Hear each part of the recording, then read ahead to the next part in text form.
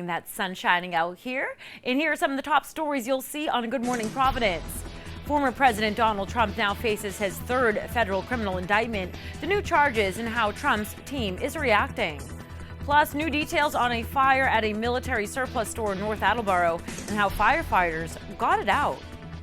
And the new legislation Rhode Island's Secretary of State is proposing in the wake of controversy surrounding signatures collected in Sabina Matos' campaign for Congress.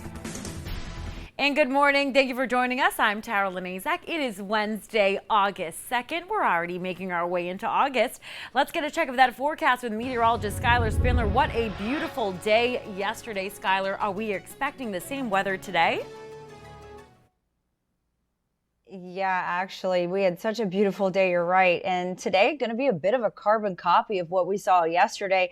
And again, we see the sun shining down on the State House. It is gorgeous this morning, a little cool outside as we get our day started. It's 58 degrees in Providence, winds are to the north-northwest at 7 miles an hour.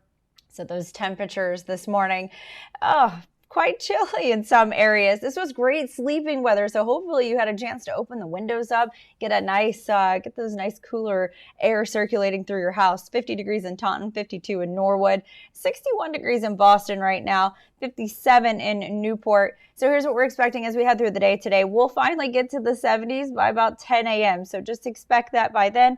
Most of us will be there by then, but then by the time we get into lunchtime, we start to warm up really quickly. We'll be in those mid and upper 70s for the highs today. So again, like I said, it's going to be a bit of a carbon copy of yesterday. Comfortable today, low humidity levels. Get outdoors and enjoy it. We have that north wind now, but it's going to shift in from the south later on. I'm going to have more details on your forecast in just a moment. All right, Skylar, thank you. 6:02 trending now. You are not a billionaire, but the good news is you can get another chance this Friday after nobody matched all 6 numbers in last night's $1.1 billion Mega Millions drawing. ABC 6 News reporter Yanni Trigelis is live in New Bedford to tell us more on a pretty big winner in the Bay State, even if it's not the grand prize. Good morning, Yanni.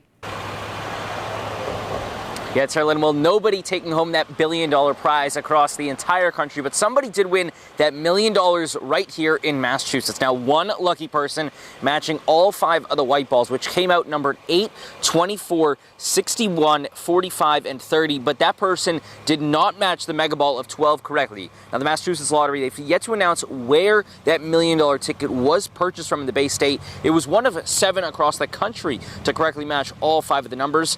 Now, no one in Rhode Island winning any of the big prizes in last night's drawing either, and it now climbs up to an estimated $1.25 billion jackpot on Friday, which would be the 4th largest in Mega Millions history. Now, if someone were to get all 6 numbers correctly on Friday in that Mega Millions drawing, the lump sum total, the most popular option that people usually go with, that'll be about $625 million. So again, quite the payday for whoever that big winner is. That next drawing again Friday at 11 o'clock. So be sure to get your tickets ahead of that. We're live in New Bedford. Yanni Trigelis, ABC 6 News.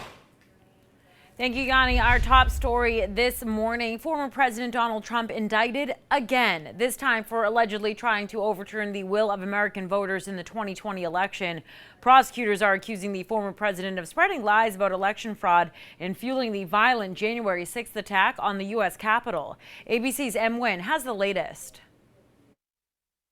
Former President Donald Trump criminally charged in relation to alleged widespread efforts to overturn his 2020 election loss to now President Joe Biden. Trump indicted on 4 federal felony charges: conspiracy to defraud the United States, conspiracy to obstruct an official proceeding, obstruction of and an attempt to obstruct an official proceeding, and conspiracy against rights. The attack on our nation's capital on January 6, 2021 was an unprecedented assault on the seat of American democracy. It was fueled by lies. Lies by the defendant targeted at obstructing a bedrock function of the U.S. government. The indictment accuses Trump and 6 co-conspirators of creating fraudulent slates of electors in 7 states. Those co-conspirators have not been charged and are not named in the indictment. What's very extraordinary about this indictment is that it offers a very very sweeping view of what led to January 6th. Former Vice President Pence, who's running against Trump for the 2024 GOP nomination, condemning his former boss, saying anyone who puts himself over the Constitution should never be president. Prosecutors also accused Trump of trying to compel the Justice Department to conduct sham investigations into election crimes and of sending his supporters to the Capitol to obstruct the certification proceeding. We're going to walk down to the Capitol and we fight. The former president reacting, calling these charges ridiculous, telling ABC News he believes he will still defeat Biden. We will relitigate every single issue in the 2020 election in the context of this litigation. Judge Tanya Chutkan, who will oversee this case, has already given out some of the toughest sentences against January 6 rioters. Trump is set to appear in court tomorrow on these new charges. Em Nguyen, ABC News, Washington. Rhode Island Representative Seth Magaziner first out of the gate locally with a reaction to the indictment. The rep statement reads in part, "There is no doubt that Donald Trump lost the 2020 election and knew he lost, but still used lies and intimidation to try to overturn the election results and rob the American people of our right to choose our own leaders. He is entitled to defend himself in court, but regardless of the outcome, his actions were shameful."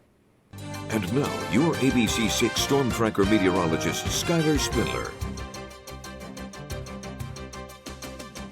We're looking at the visibility right now. We're looking at the visibility outside and just a small area of concern if you're heading up 95 towards 93 up towards the Canton exit. There's a little bit of fog there as I was just checking the Mass DOT road. So a little bit of fog in that area, but with the sun coming up makes it a little difficult to see.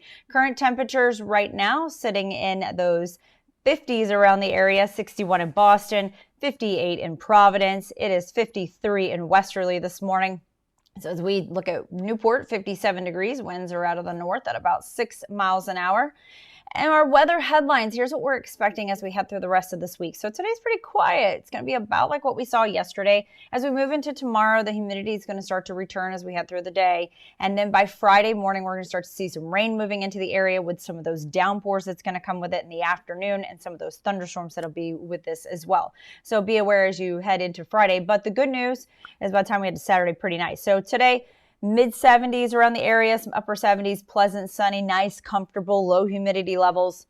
So like I said, if you didn't get out yesterday, definitely get out today. Here's New Bedford. Here's your 4-day forecast.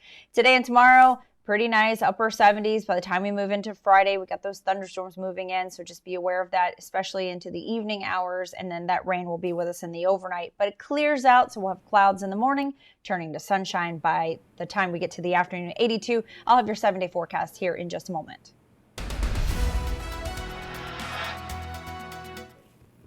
Taking a look outside right now with our ABC 6 Skycam. Beautiful to see the sun shining out there.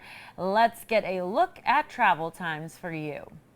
All right, Route 114 northbound Whitechurch to 195, 10 minutes. I-95 northbound Route 4 to Thurber's Ave, 10 minutes. And Route 1 northbound Kingstown Road to the Route 4 split, 7 minutes. And now to today's headlines at 6:08. Emergency crews in North Attleboro responded to a fire at a military surplus store last night. According to the deputy chief, they were called to the scene shortly before 8 o'clock. And when they arrived on scene, they saw smoke and found flames at the back of the building. The fire was quickly put out, and fortunately, no one was hurt. Fortunately, by the alarms going off early arrival, we held it at its incipient stage. So, is there stuff in there that could be dangerous? Absolutely. But fortunately, there was no near any of that stuff. But there was plenty of combustibles in there to burn. Had it been burning for a while, so. The cause of the fire is still being investigated, and we'll have any updates over on abc6.com. A man is arrested for stealing from cars in Foxborough. 18-year-old Nicholas Surgeon of Millis, Massachusetts is the man charged. And according to the police, Surgeon was seen on surveillance footage driving a car across the lawn of the fire department and breaking into several vehicles. The police say the car he was driving was stolen, and they later figured out that several other cars in a nearby apartment complex, they were broken into. And he's also the suspect in those cases. Surgeon was arrested yesterday yesterday afternoon and arraigned in Wrentham District Court. In Bridgewater, a woman is charged following a hit-and-run crash that happened yesterday morning. Bridgewater police say 61-year-old Bonnie Bowes was driving an SUV on Main Street when she allegedly hit a man in a wheelchair and fled the scene. The 75-year-old victim was taken to the hospital, and Bowes is charged with leaving the scene of an accident, operating under the influence of drugs, and causing serious bodily injury and negligent operation of a motor vehicle. And it's 6:10, still to come on Good Morning Providence. The head coach for the New England Revolution is put on administrative leave. What he's accused of doing and who's filling in while he's gone. Plus, a